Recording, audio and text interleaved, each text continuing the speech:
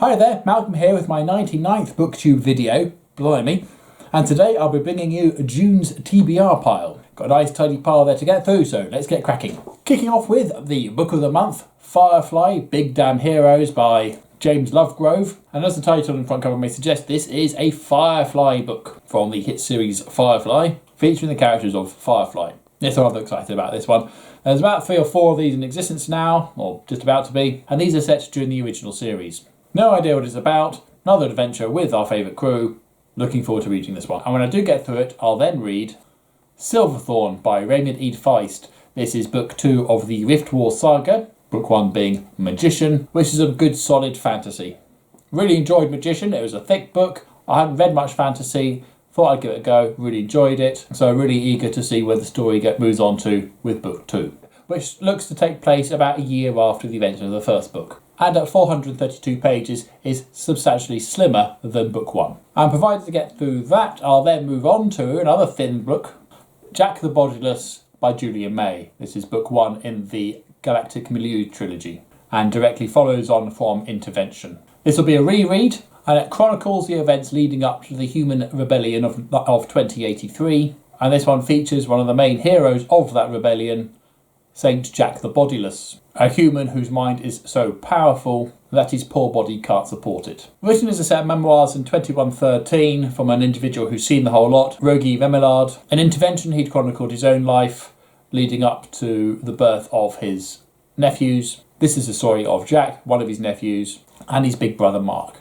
However, not all is well with the Remillard clan, as Fury and Hydra rear their ugly heads for the first time, striking death and destruction everywhere they go. Epic, epic stuff, really good series. Set in the same universe as the Saga of the Exiles, written after that but set before it chronologically. Looking forward to rereading this one.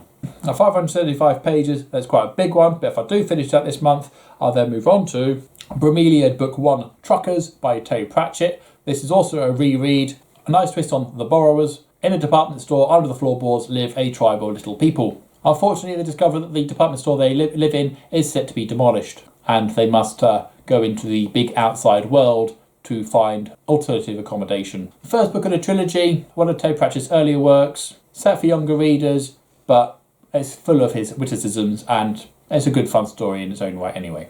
And from one Terry Pratchett to the next, I'll then read, if I have time that is, a Discworld book, Reaper Man, the second of the Death series of books. In this case, Death takes a holiday. As you can imagine, this causes all sorts of chaos, where people who die find out that they're not remaining dead, leading to one of Ankh-Morpork's first equal rights movements. So it's left to the wizards to try and find out what's going on and put a stop to it, or get Death back on duty again. Really, really funny. Some very clever observations on the human condition. I can't recommend the series enough. So those are the novels I intend to read. Might be pushing it to get through all that, but fingers crossed. I'm hoping to finish Star Wars Tales Volume 6. I did try to do it last night, but it just got too late, so I've stopped. Series of short stories in and around the Star Wars universe, from the Old Republic to beyond the films. Pre-Disney, of course. Ignore Disney. Disney doesn't feature here. And when I finish that, I'll then try and get through as much of my legacy comics as I can. Possibly one of my all-time favourite Star Wars series.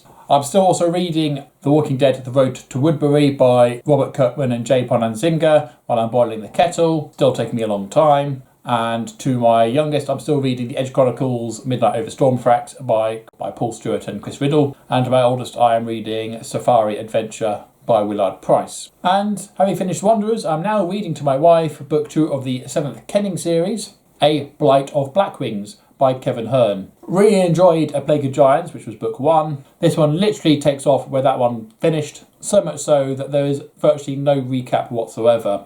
There's a personal dramatai which gives you little details about some of the characters, although unlike in book 1 there's no pictures of them, and when you have a whole bunch of interesting names it's really difficult to remember who was who, although the description helps, particularly the guy who likes mustard. My other big criticism is there's no maps in here. Book 1 had some lovely maps. Why they can't be a book 2 as well, I don't know, because it's still set in the same locations and they're still referencing all these places, plus more. But apart from that, really enjoying it so far. We're already on page 94, so we're whizzing through this one. We won't finish it this month, but we'll give it a best shot. So there we go, that's my planned reading for the month of June. What's your reading plans for the month? What's your favourite franchise to read novelisations of? Answers below, please. But as usual, if you have nothing nice to say, then please keep it to yourself.